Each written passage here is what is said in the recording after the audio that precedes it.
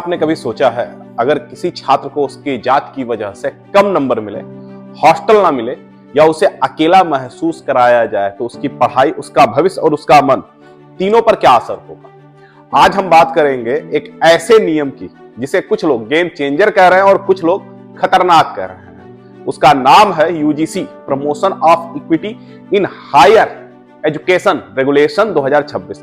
आखिर ये नियम क्या है, क्यों इतना विवाद हो रहा है और क्या ये सच में कैंपस में इंसानियत या इंसाफ ला पाएगा। चलिए आसान भाषा में समझते हैं कि आखिर हुआ क्या।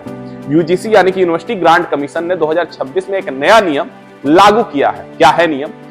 पहले जो नियम था वो 2012 का एंटी डिस्क्रिमिनेशन रूल था, लेकिन वो सिर्फ सलाह जैसा था, कोई सख्त सजा नहीं थी। अब जो नियम नया आया है वो कानूनी रूप से अनिवार्य है, मतलब पालन नहीं किया तो सीधे कार्रवाई होगी। इसका मकसद साफ है, हायर एजुकेशन में जातिगत भेदभाव को खत्म करना।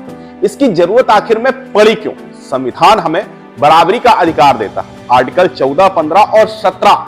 लेकिन हकीकत में क्या हो रहा था? एससी, एसटी, ओबीसी छात्रों को अलग अलग किया जाना, नंबर देने में पक्षपात, रिसर्च और गाइडेंस से वंचित करना, हॉस्टल में भेदभाव, मानसिक दबाव और अकेलापन। यूजीसी के आंकड़े बताते हैं पिछले 5 वर्षों में जातिगत भेदभाव की शिकायतें 118% बढ़ी हैं।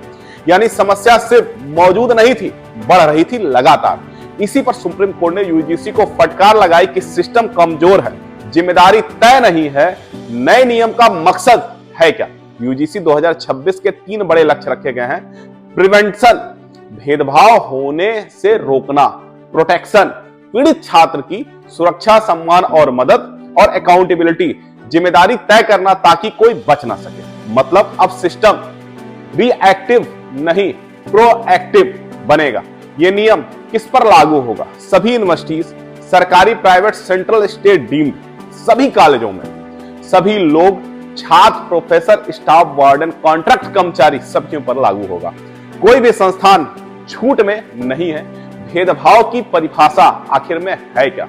यूजीसी ने साफ लिखा है कि भेदभाव क्या माना जाएगा। जाति के आधार पर अलग व्यवहार, अपमान या सामाजिक बहिष्कार, नंबर या मूल्यांकन में पक्षपात, हॉस्टल या सुविधा ना देना, रिसर्च या मौके छीन लेना, डर या दबाव का माहौल बनाना। खास बात यह है कि ओबीसी को भी साफ साफ शामिल किया गया है। नया सिस्टम में होगा क्या? हर संस्थान को बनाना होगा, इस नियम के अंतर्गत चलना होगा। इक्वल अपॉर्चुनिटी सेंटर ईओसी बनाना होगा, शिकायत सुनेगा, जांच करेगा, जागरूकता फैलाएगा, मानसिक और एकेडमिक मदद देगा। इसके अंदर होगी एक शिकायत समिति जिसमें अनिवार्य रूप से होंगे एससी, एसटी, ओबीसी प्रतिनिधि, महिला सदस्य और दिव्यांग प्रतिनिधि। 24x7 इक्विटी हेल्पलाइन, गोपनीयता, तुरंत मदद, मानसिक सहारा, यह सब कुछ देना होगा। 30 दिन के अंदर फैसला करना होगा।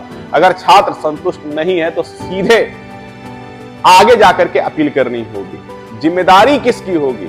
यह जिम्मेदारी सीधी जिम्मेदारी होगी वाइस चांसलर या प्रिंसिपल। अब यह नहीं चलेगा मुझे पता नहीं था और नियम तोड़ने पर सजा क्या मिलेगी? दोस्तों, यूजीसी के पास अब सख्त ताकत है। फंडिंग रोकना, नए कोर्स पर रोक लगा देना, कॉलेजों के लिए ऑनलाइन एजुकेशन सस्पेंड कर देना, मान्यता तक रद्द कर देना और ऊपर से रैंडम ऑडिट या इंस्पेक्शन करना। विवाद क्यों हो रहा है?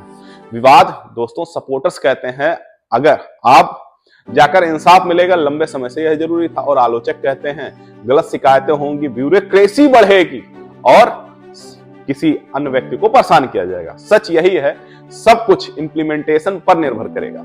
यह नियम किसी एक वर्ग के खिलाफ नहीं बल्कि इंसान के पक्ष में है। अगर शिकायत सच्ची है तो उसे सुना जाना चाहिए, अगर झूठी है तो उसकी भी जांच होनी चाहिए। शिक्षा का मकसद डर नहीं, बराबरी और सम्मान होना चाहिए। अगर कैंपस सुरक्षित होगा तो दिमाग खुलेगा और देश आगे बढ़ेगा। आप इस विषय में क्या सोचते हैं? क्या यह नियम बदलाव लाएगा? कमेंट करके जरूर बताइएगा। धन्यवाद।